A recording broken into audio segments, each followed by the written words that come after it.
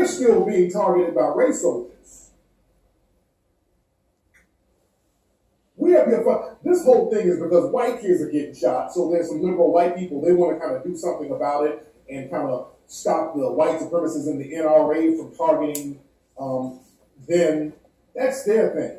We shouldn't even be in the mix with that. But we got our brother who just got killed up in Sacramento. Innocent unarmed brother got shot 20 times at his own home. See, black people, we got to stop being the pets for all of these other groups. So again, I wasn't really too gung-ho about that, but I say all that to say, I get tired of these different people and these different groups using black women as some kind of proxy. These folks don't give a shit about black women. They don't give a damn about black women's issues. They only use black women when it's convenient, and I don't like that type of bullshit. White supremacists do it, and bedwenches and coons do it too.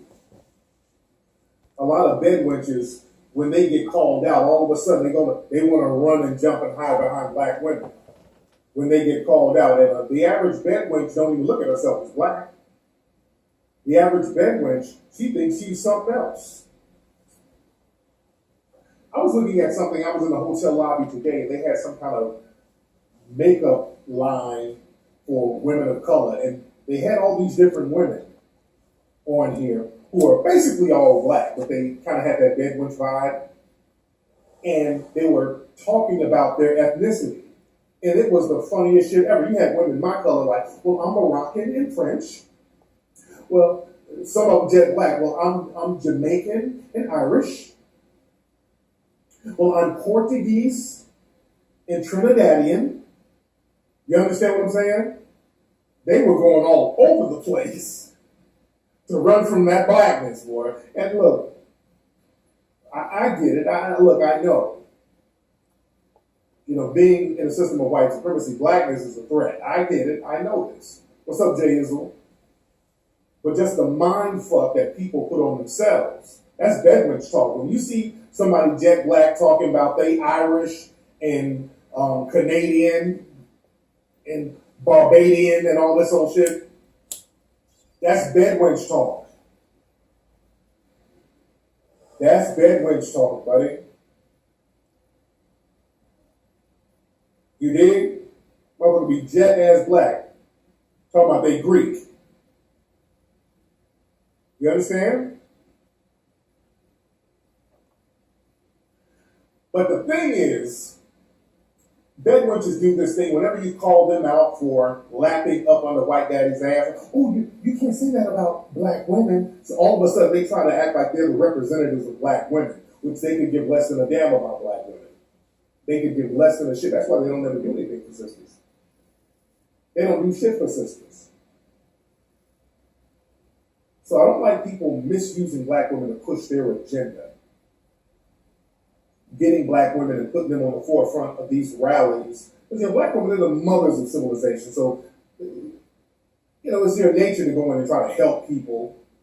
But, we got to get on code. We got to get off that shit. We got to start letting people hold their own nuts and fight their own fights. You understand? Especially on this gun control thing. Because like I keep saying, there's not going to be any significant gun control. That's not going to happen. Now, yesterday, our brother, Killer Mike, was trending on Twitter because people were upset with Killer Mike. Because Killer Mike, he was opposing, in a dignified way. He opposed the march, and he was talking about how we should have gun ownership and black gun ownership is important, which is true. The problem was our brother, Killer Mike, was on NRA TV with that fucking coon, Coleon Noir. That's the problem, and that threw a lot of folks off. And I said something about it wasn't a diss, because Killer Mike is my brother. I love that brother to life, and I got the utmost respect for him. But Killer Mike is my brother. And the stuff Killer Mike was saying was real shit. Because again, I'm not really a fan of the whole march thing. Black folks, we need to have our gun game popping. The problem that I personally had was the platform, because what happens is when you go on the NRA's platform and you are a significant voice for black society, that's giving the NRA a lifeline for them to say, hey, look, we're not racist, we got Killer Mike. We can't do that. Brother Mike, I love you to life. You my brother. I started to call you today, Mike. I've been running around here in Miami, but I love you to life, brother. But that Mike, my brother, don't be fucking around with Coleon the Coon Noir. Why the fuck am I going to debate that coon, Coleon? And that nigga name ain't no fucking Coleon. That nigga name is Collins. Collins Idahan. He's a Nigerian coon. Coleon. That coon ass nigga want to sound exotic. Coleon Noir. Fuck out of here, you butter biscuit eating coon. Coleon is a paid shill by the NRA. They pay him to be the token Negro so they can say, hey, we're not black, we got that coon over there. And all he does is buck his eyes every time you see him, his eyes bucking. What about black on black crime in Chicago? He's that nigga. He's that nigga. What about crime in Chicago? Fuck that nigga. Anybody that's why Monterey, all those dudes buddied up with that Coleon, the coon Noir. No.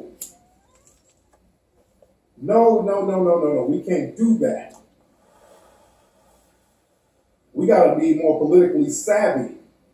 We can't be up here. We can't fight for black empowerment and then turn around and sit up with colon cleanser Noir. We can't sit up with that nigga. He's too much of a fucking coon. That nigga is not trying to help black society in any way, shape, form, or fashion. That's just the long and short of it. That nigga ain't trying to help nobody in black society. He's trying to get his own butter biscuits. He don't give a fuck about black society. That bitch ass nigga is trying to get butter biscuits. That's it. And the NRA don't give a shit about black society. We got to stop giving them a lifeline. And I'm saying this in general, not just to my brother Mike. You dig? Because Mike is a brilliant brother. This brother has legendary status. This brother is a powerful voice. I don't want to see my brother get his shit watered down by being with these asshats at the NRA. The NRA ain't shit. The NRA has shown us that they're nothing but a white supremacist organization. They don't give a fuck about us. They don't give a shit about us. John Amos, I'm not debating no coon. What do I get for debating a coon? What do I get out of it? I'm not debating Coleon. Colon cleanser. I'm not debating colon cleanser. But the thing is, the NRA, let's be very clear. I want everybody to understand, and I tweeted this the other day. I might have tweeted it yesterday. But the NRA is not a gun rights organization. Let's be very clear. See, we get caught up on all of these proxy definitions these groups give themselves. The NRA is not a gun rights organization. We have to understand that, fuck what they say they are. The NRA is not a Second Amendment right organization. It's not. It's not a gun organization. It's not a Second Amendment rights organization. It's not. The NRA is nothing but a white supremacist organization fronting like a gun organization. Nothing more, nothing less.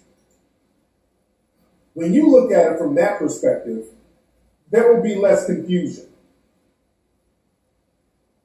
The NRA, they have consistently practiced white supremacy, meaning these people, gun rights started in this country, so-called gun rights, because the government wanted the average white citizen to be armed just in case black folks started running off these plantations, or in case black folks rose up, because there was always that threat of black people rebelling. So they wanted to make sure that white society was well armed just in case the niggers act up. So all the gun laws were always written with black people in mind. Understand that, number one. They're not a gun rights organization. They always had the right to have guns. The white supremacists in the United States, they always had the right to have guns.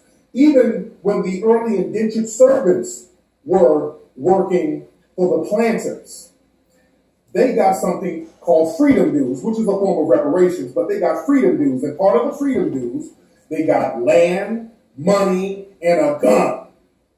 So from the 1600s, the white supremacists always had access to fucking guns. They didn't need a club for that. Let's be real.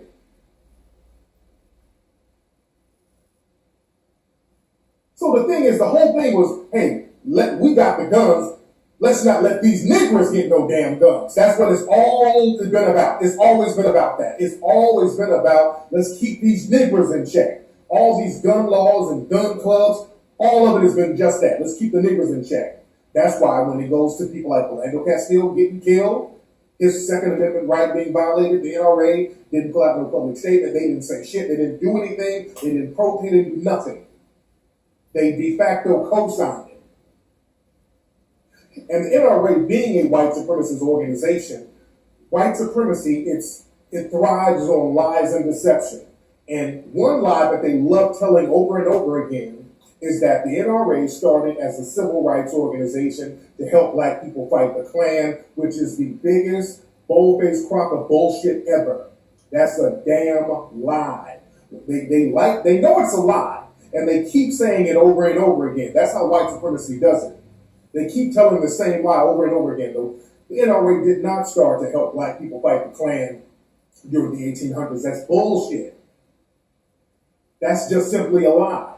If that were the case, why the Klan keep fucking black folks up? And where's the NRA? When did they do something about it? If they point to any document that showed that they helped black people or fought the Klan, any time in history, show where the NRA, as an organization, I'm not talking about some black member somewhere, because black people had no choice but to fight, because that's another Jedi mind trick they try to pull.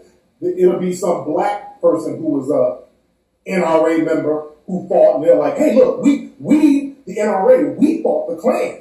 No, that black person did. You didn't do shit. When has the NRA ever spoke out against the Klan? As a matter of fact, the Klan gives them props. David Duke gives props to the Klan.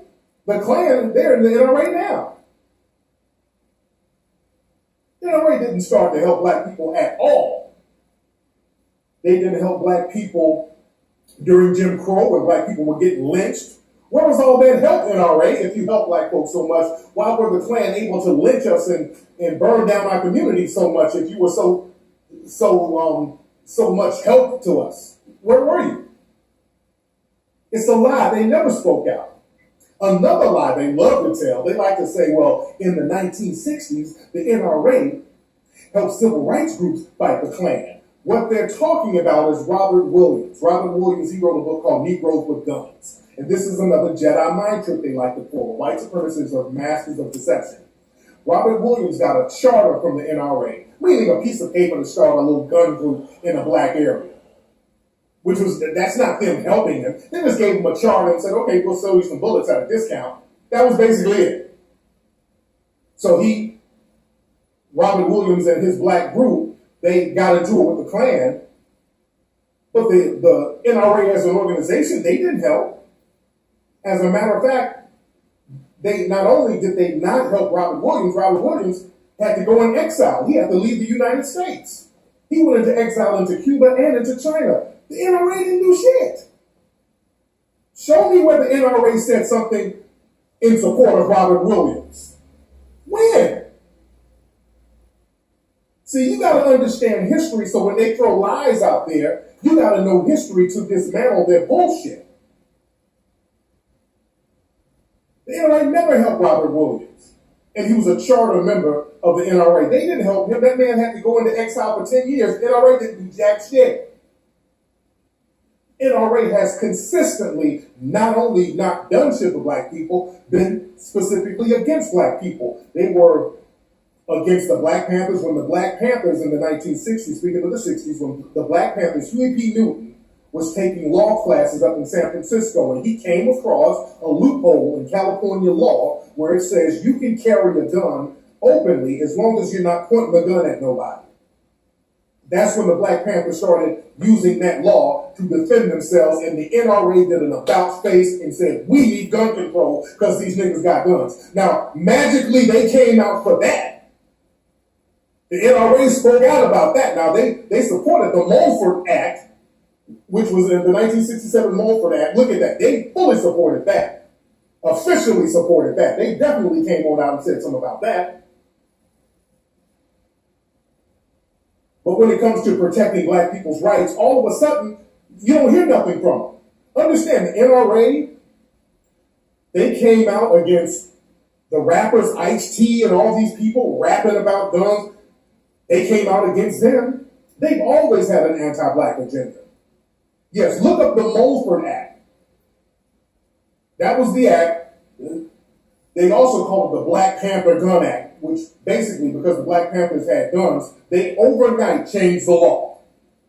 When the Black Panthers started using that law to carry guns, they changed that law overnight, and the NRA was in 100% support of gun control then. Hey, we need to not open carry. Because, you know, right now, they love talking that open carry shit. Stand your ground, open. They talk that shit like it's just the Bible. But when black folks were open carrying their guns, oh no, we need gun control. NRA has never been a friend of black society. Never, never. With Ice-T and the rappers back in the early 90s, Charlton Heston, he was talking his shit. This is where we go to Trayvon Martin. They were supporting Zimmerman. Remember, the NRA was a big supporter of Zimmerman. They were supporting Zimmerman. They were all up on that stand your ground. They're like, well, you got a God-given right to stand your ground. Stand your ground. You got a God-given right to stand your. They were all up on Zimmerman, supporting him for killing Trayvon Martin. NRA has never, never, never, never been for black society. Never done anything. They turn their back on us consistently, and they use black fear. This is how they sell their membership and their guns to the white supremacists. The white supremacists, that's their base. So they tell them, Black Lives Matter is going to get you. The blacks are going to get you. So come join us and let's get your gun game together. Come on, we're not going to make the NRA something that they're not. They're not a gun group. They're not a civil rights group. They're just another white supremacist organization. And let's not forget about that murder insurance bullshit they tried to pull. I know y'all know about that. That murder insurance, because so many race soldiers are out here killing black people, and they're trying to protect their race soldier constituents from getting sued. So they got like this insurance where if you kill somebody, NRA, they'll help pay your legal fees and all this old shit. So they were sending out the dog whistles like, okay, if you keep killing these niggers, don't worry about your little financial situation because we got you if you get this insurance. So you can kill all the niggers you want. Look up that murder insurance by the NRA. Who do you think they were going to use that for? Who do you think that insurance was going to be used against? And who was it going to be used to benefit? They were dog whistling the hell out of that. That murder insurance. Look it up. Look it up. They had a murder insurance. Look that up. For members. They had a murder insurance. If you kill somebody and you have to go to court or whatever, they're going to help pay your legal fees and all that shit. It definitely wasn't for us. So basically, all right, we back. But we're seeing a lot of stuff, you know. That's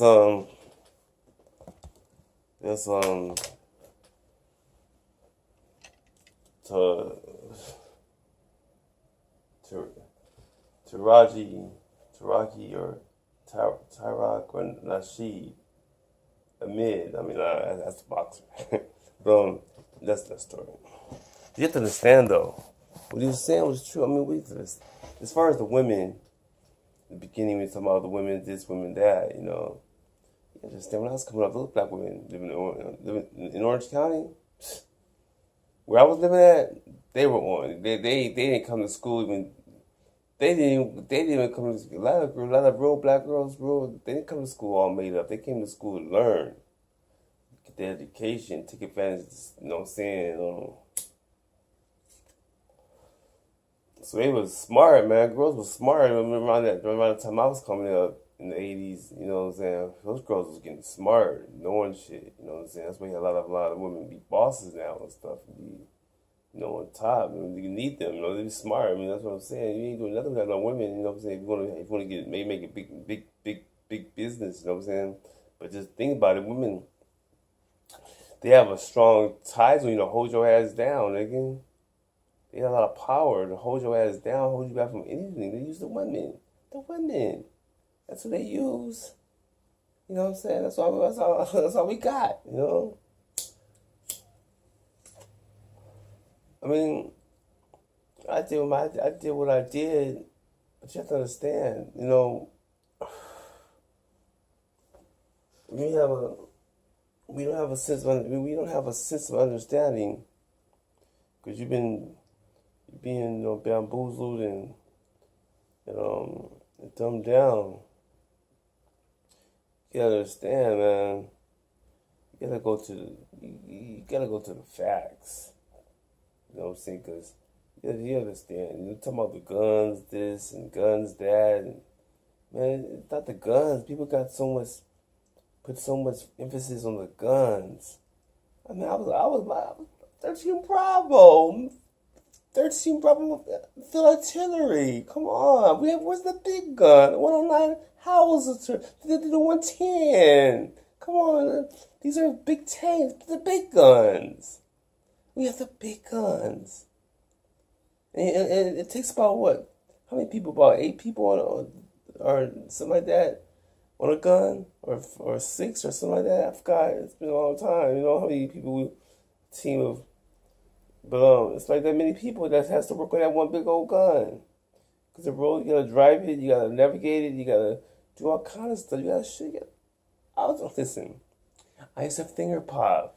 You know what finger pop is. They all I know. What's up? Why? You know what I'm saying? Finger pop, Yeah, that's another story. But yeah, I mean, you have to understand, it's not the guns. I put so emphasis on guns. They're giving these kids excuses to go kill each other. But by emphasizing on the gun, it's not the gun, it's the person pulling. It's the person it's the person. Goes to the people. We go to everything except the source. We want to talk about then we come and we help them. We help them. We help the people who's coming to us. First of all, listen. I went to them. Okay, I saw white people growing up, and I saw niggas at church. And I think they was devils. They was going there to. I feel like they would come there to uplift me and bring me up to righteousness. Everything I did was wrong. So, but they had it. They had it with confidence. They showed me confidence. They showed me everything that was right. Everything was right. They showed me everything that was right. So, I came to the white people and tried to show them some of this, and I would have them. Then they'd be happy to come over there and try to demolish everything I start. And they'd just be hard. Now I gotta get dumbed down a little bit to teach them, right? So I kind of lose my hoodness, and they felt that because over that side for 10 years, the first 10 years of my life, I was fighting every day. You feel me? I was fighting. Like I said, even when I came out, I was fighting. You know what I'm saying? So I was just, taught to fight. Was told to fight. You know what I'm saying? And then that was I was up to 10, 11 years old, right? Then I go over to the other side, I'm in a different world, right? So I gotta show these people how to stop going to that evil shit. The shit that I was taught that was wrong. They were doing it. They were doing it. So I just showed them how to do it, how to get through it. And when I showed them, they put me then somebody come and try to tear me down from where I came from. And that's what's going on. We tear each other down because That's why I said crabs in a barrel, you know? And people don't know how to add. See what it is? People don't know how to add on to what's have started. They don't know how to add on to it because they didn't come from that. Doesn't understand. Not too many of these around. I mean, there's a few now. He's younger, so he's a little younger. He's like about, I think he's like 40 or something. I forgot how old he is, but he's from a different time period. You know what I'm saying? But I understand where he's coming from. You know what I'm saying? I understand where he's coming from, but you have to understand that you weren't raised the way I was. You see what I'm saying? You still haven't gotten to where I'm at. They made you to be me. They're trying to get y'all to be me. That's what they're trying to do. So it's hard for me to explain to the white folks. They know what I'm talking about. They know exactly. I see them. They know exactly how I feel and what I'm talking about because I was raised with them. I mean, they understand the deep thought of what I'm thinking. It's niggas don't know. My people don't know. They don't because they never feel. They don't understand because they never was there. You feel me? They never seen what I seen. They're trying to. That's what they're working. That's what they're asking. They're begging. That's what they're begging to find out. What I know, what I feel. They want to get that, but they can't get that. No matter how much education you give them, how much money you give them, don't mean shit. They want to feel what I feel. See, that's the thing. That's what my people want to feel. They want to feel what I feel. See, that's the frustrating part. They don't mind going out there with you as long as they can feel what I feel. See, they want to feel what I feel. There'll be no problem. They can live. Listen, they can feel what I feel, but they can't feel what I feel. I don't think they want to, Let's go back.